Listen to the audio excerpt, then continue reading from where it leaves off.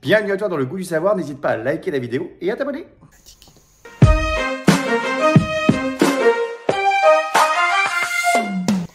Alors pour les amis, pour les novices, on va dire que le théorème de maths que tout le monde connaît, vaguement, s'ils n'ont pas suivi vos cours, je rappelle d'ailleurs qu'on a eu un cours il y a quelques semaines dessus, c'est le théorème de Pythagore, celui-là, tout le monde le connaît, mais il y en a un autre. On connaît tous le nom, on l'a tous entendu, un théorème de Thalès. Alors qui est ce monsieur et surtout, c'est quoi son théorème? Car on peut dire que c'est un théorème fondamental, non?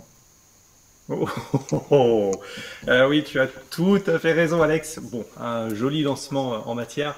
En effet, aujourd'hui, on va parler d'un célèbre mathématicien avec son fameux théorème, comme tu l'as précisé. Beaucoup de personnes l'ont entendu, sûrement autant que Pythagore, mais s'en souviennent un petit peu moins. Les élèves de collège le connaissent extrêmement bien, malheureusement pour eux. Et donc, avec ce fameux théorème auquel il a donné son nom, on va évoquer aujourd'hui, en effet, le fameux Thalès, que voici juste à côté de moi. Donc, Thalès, c'est un homme à tout faire.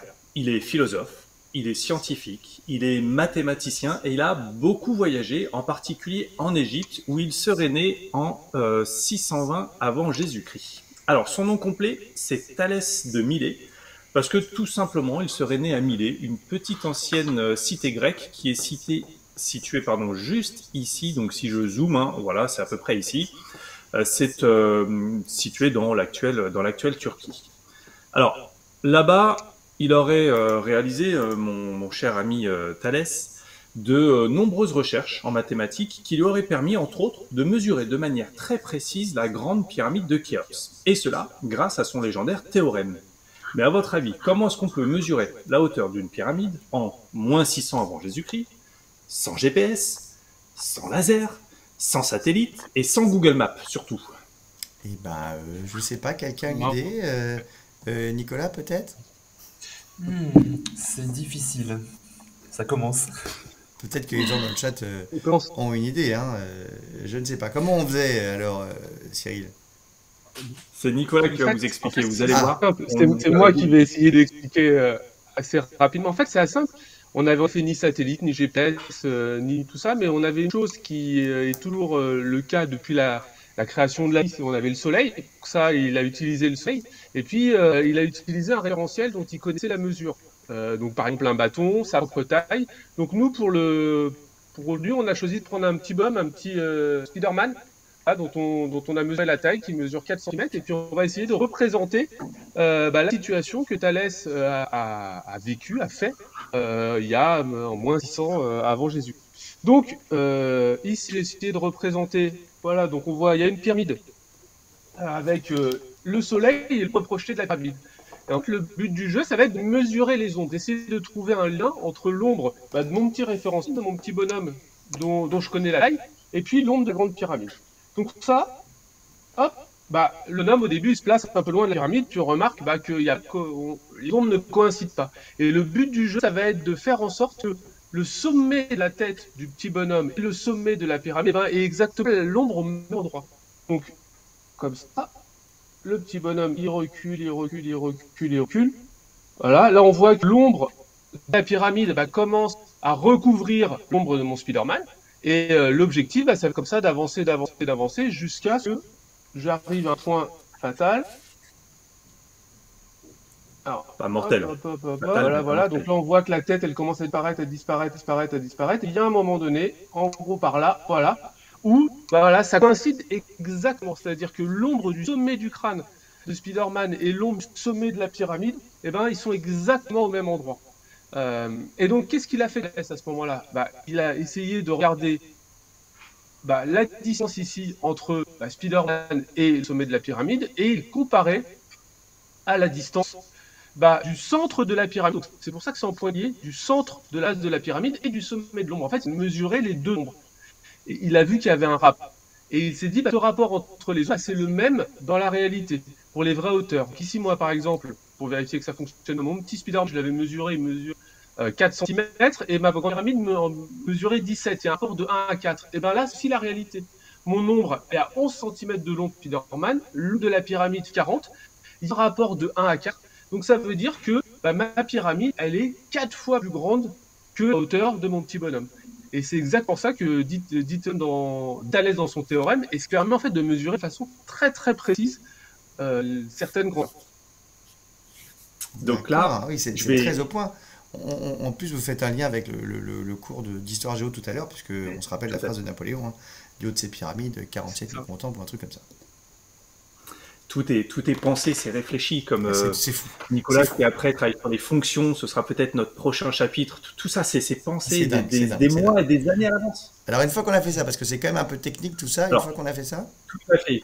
Donc là, Nicolas nous a présenté un peu une vue d'avion de sa pyramide. Moi, ce que je vais essayer, c'est de synthétiser un petit peu tout ce qui vous a présenté, parce qu'en effet, c'est un petit peu technique. Donc voilà, j'ai schématisé ici la situation que Nicolas vient de nous présenter. Donc on a le soleil qui brille en haut, puis en effet, on a ces rayons du soleil qui viennent frapper le haut de la pyramide et le haut de son crâne. Et l'astuce consiste simplement, comme l'a précisé Nicolas, à faire en sorte que les ombres coïncident entre elles. Donc, ça nous permet de construire un premier triangle qui est ici, qui est représenté par la hauteur de la pyramide, et en bas, c'est la projection de son ombre. Et puis, on a un second triangle qui est emboîté dans le premier, qui correspond cette fois-ci à l'ombre qui est formée par le petit Spider-Man, donc avant notre Thalès, et son ombre qui est projetée au sol. Eh bien, ces deux triangles qui sont emboîtés, on dira qu'ils sont semblables, et ils ont leurs côtés qui sont 2 à 2 proportionnels. Donc ici, on a vu avec Nicolas dans sa mesure que l'ombre de Spider-Man était 4 fois plus petite que l'ombre de la pyramide. Donc là, dans notre situation à nous, eh bien cela signifie, comme les côtés sont proportionnels, eh bien simplement que la hauteur de la pyramide est alors 4 fois plus grande que notre Spider-Man. C'est ça le théorème de Thalès. Il dit que dans cette configuration des triangles emboîtés, et on en verra une autre un peu plus tard, les côtés sont proportionnels 2 à 2. Alors, il y a d'autres applications aussi du théorème de Thalès, avec, par exemple, un instrument qui est juste derrière moi, que je vais vous montrer, et vous allez me dire si vous le connaissez. Alors, à votre avis, à quoi peut servir ce truc qui est sur mon bureau? qu'est-ce que c'est que ça? Quelqu'un sait ce que c'est? Hmm. Laetitia sait pas, Nico, tu sais? Oui, c'est un morceau de grillage, on Dans le dirait. chat. Je sais pas. Ou une treuille pour Alors, les plantes, des roses trémières, je sais pas. alors, vous connaissez sûrement le nom, je pense. Ça s'appelle un pantographe. Donc, un pantographe, Non, non, on c'est connaît un pas le nom, je te instrument. rassure. Alors, d'accord.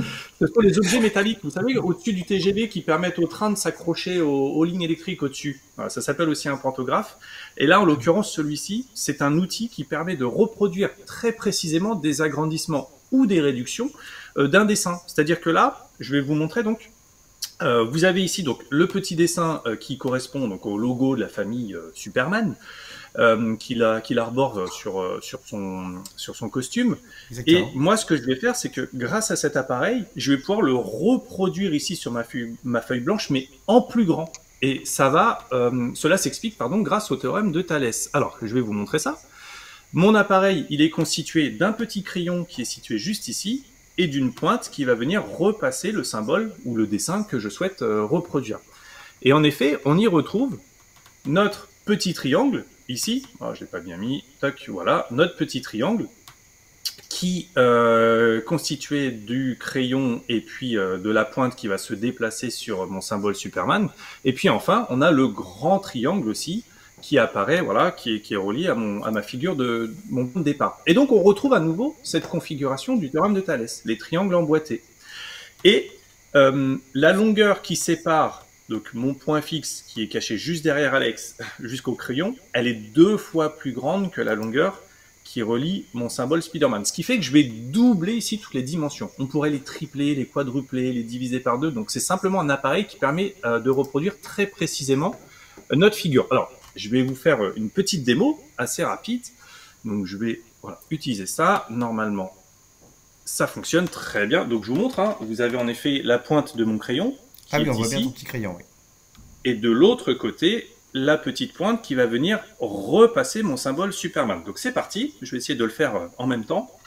Donc, je vais déplacer mon petit crayon pour que ça puisse repasser parfaitement mon symbole Superman. Donc c'est parti. Donc il faut être le plus précis possible. Il faut que je fasse le contour de ma figure. Donc j'ai pas pris une figure trop compliquée parce qu'il faut que je le fasse et qu'en même temps je tienne le téléphone, ce qui n'est pas du tout évident. pas mal, Voilà, je vais simplement faire le contour, le petit diamant. Voilà. Donc ça marcherait avec des dessins manuscrits, hein, pas forcément imprimés non plus. Bon, vous allez voir, j'ai tremblé dans tous les sens, c'est horrible. Voilà, j'ai fait le tour. Et si on regarde à la fin, eh bien, on s'aperçoit que j'ai retracé ici, je crois qu'on le voit à peu près, ouais, Oui, on j'ai voit à peu près. retracé mon symbole Superman, mais il est 2 fois plus grand que le symbole d'origine. Il est Et pile ça, deux fois plus grand. Et donc on a compris parce que c'est un triangle. Mais ça marche avec tout. Tu peux faire. exactement. D'accord, donc c'est très drôle. On peut le faire avec, voilà, avec plusieurs rapports. On peut faire ou plus grand ou plus petit. Et peut-être- Donc, ça, c'est l'illustration du théorème de Thalès. Et on verra hein, que là, ce que l'on vient de faire, donc c'est dans un autre épisode, cette version du théorème, on verra que cette version du théorème de Thalès, c'est un petit peu comme la chenille qui, par la suite, deviendra papillon, puisqu'on verra ensuite que le théorème de Thalès s'applique aussi dans la configuration dite du papillon.